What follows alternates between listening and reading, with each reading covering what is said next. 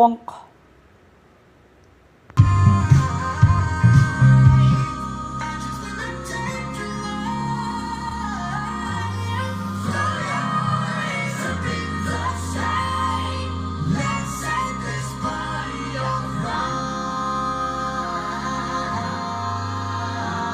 Players.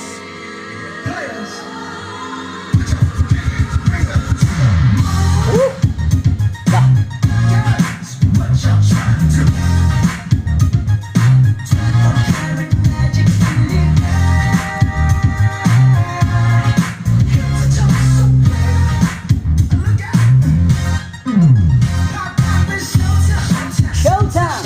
This is back again!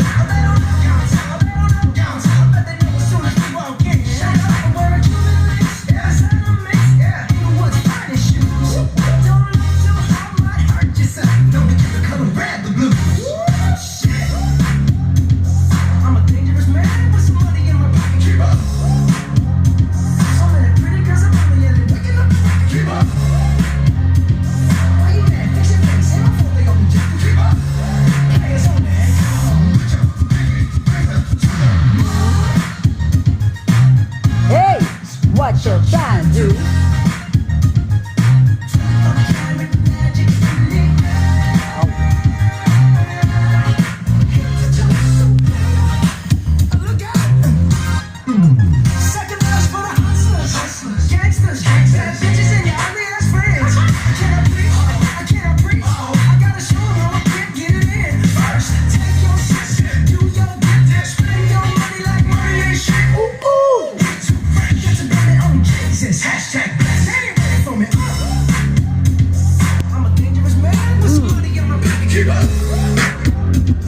Pero anyway, hindi naman pwedeng wala tayong sasabihin.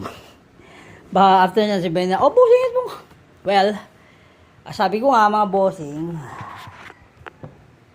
yan. Yung Panasonic na, anong era ng mga component at mini component system, masyadong underrated yung Panasonic. Magaganda yung gawa niya, pero talagang kung Saudi boy ka, ang bibilin mo kung di Aiwa, Sony, ABC. 'Di ba? Most yan, 'di ba, yung mga yung mid-earners lang ang bibili niyan pag mini component na medyo malaki. Ayaw ba naglabas ng mga ganun mga malalaking speaker tapos 3CD changer. 'Di ba?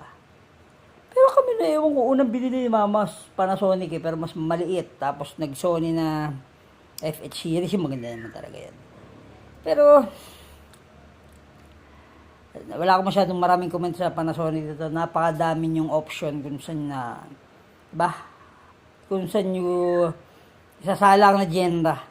Ito, nakuha ko yung kasi ang dating nakalagay dito is yung PM77 which is sold na, tsaka itong ayun yung puti na yan.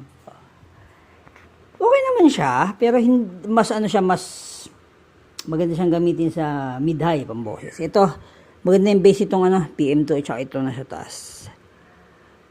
Yung P-Cross ginagamit lang natin yan sa saan? Sa mid and high lang din.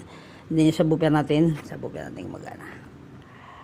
Yun nga, gaya ng sinabi ko, na-underrate talaga yan yung Panasonic. Ang dahil magandang unit na lumabas niyan. Either mini compo or naglabas din sila ng ganon pero hindi yung kagaya ng yan.